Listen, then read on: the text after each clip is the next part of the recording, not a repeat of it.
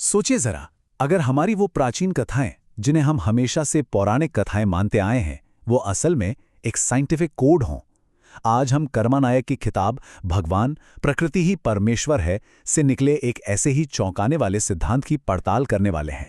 तो चलिए शुरू करते हैं इसी दावे से। किताब की प्रस्तावना में ही लेखक एक बहुत बड़ा दावा कर रहे हैं। वो कहते हैं कि ये कोई धार्मिक ग्रंथ नहीं, बल्कि एक ऐसा रिसर्च है जो 3000 साल पुराने एक सिंडिकेट के जाल को तोड़ने की बात करता है। यही दावा हमारे आज के पूरे विश्लेषण की नींव है।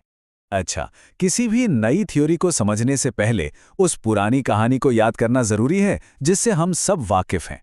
तो चलिए एक नजर डालते हैं दशावतार की जानी पहचानी कथा पर, यानी भगवान विष्णु के 10 अवतारों की उस कहानी पर जो हम सब ने कभी ना कभी सुनी है। तो कहानी शुरू होती है पहले अवतार मत्स्य से, यानी मछली। हम सब जानते हैं कि कैसे उन्होंने एक भयानक बाढ़ से इंसानियत को बचाया था। ये तो हुई वो कहानी जो हम सुनते आए हैं, पर क्या इस कहानी के पीछे कोई और गहरा राज भी छुपा हो सकता है? और यहीं से ये किताब एक बिल्कुल नया और कह सकते हैं कि एक हैरान करने वाला मोड़ लेती है। लेखक का जो मूल सिद्धांत है वो ये है कि ये कहानियां सिर्फ पौराणिक कथाएं नहीं हैं, बल्कि ये विज्ञान का एक छिपा हुआ कोड है। एक ऐसा कोड जिसे बस समझने की, उसे डीकोड करने की जरूरत है। और देखिए, यहीं पर यह थियरी सबसे ज्यादा दिलचस्प हो जाती है।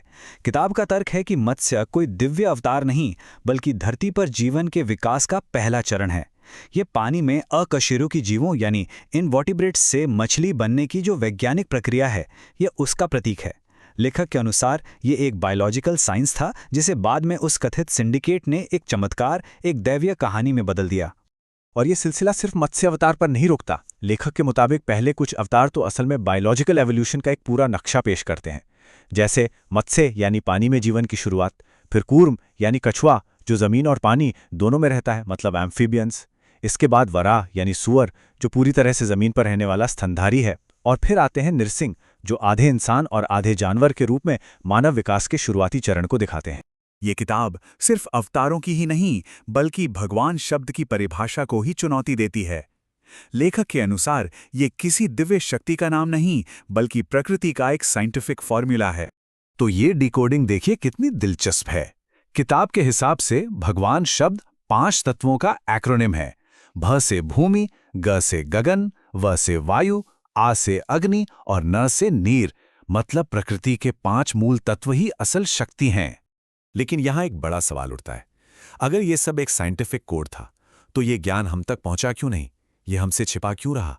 और यहीं से लेखक एक बहुत बड़ी ऐतिहासिक साजिश का सिद्धांत सामने रखते हैं। किताब में 2 गुटों का जिक्र है, एक यूरेशियन सिंडिकेट और दूसरा रक्षक समाज। लेखक का मानना है कि रक्षक समाज भारत के मूल निवासी थे जो प्रकृति के इस विज्ञान को जानते और समझते थे, और यूरेशियन सिंडिकेट वो बाहरी समूह था जिसने, लेखक के अनुसार, इस ज्ञान को उनसे चुरा लिया और फिर उसे तोड़ मरोड़ कर पेश किया। लेखक इतिहास को सिर्फ कुछ घटनाओं के तौर पर नहीं, बल्कि एक 3000 साल लंबे बौद्धिक युद्ध के रूप में देखते हैं।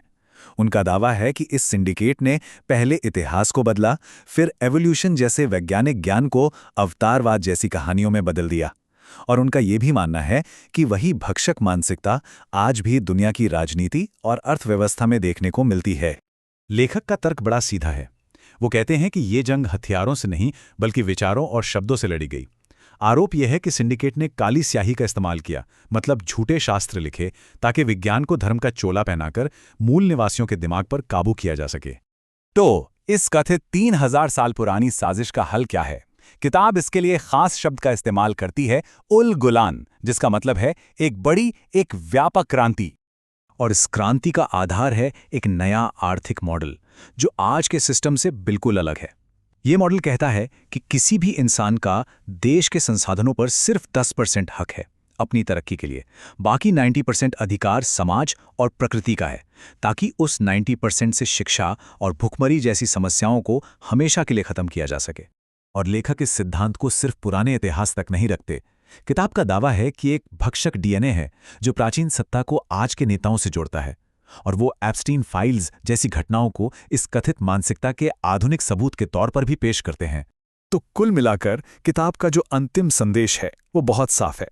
इंसान के बनाए हुए भगवानों को छोड़कर प्रकृति को ही असली और सर्वोच्च शक्ति मानना होगा। लेखक के अनुसार मानवता के बचने का यही एकमात्र रास्ता है। तो अंत में हम आपको किताब के इसी मूल सवाल के साथ छोड़कर जा रहे हैं, जो हमें सोचने पर मजबूर करता है।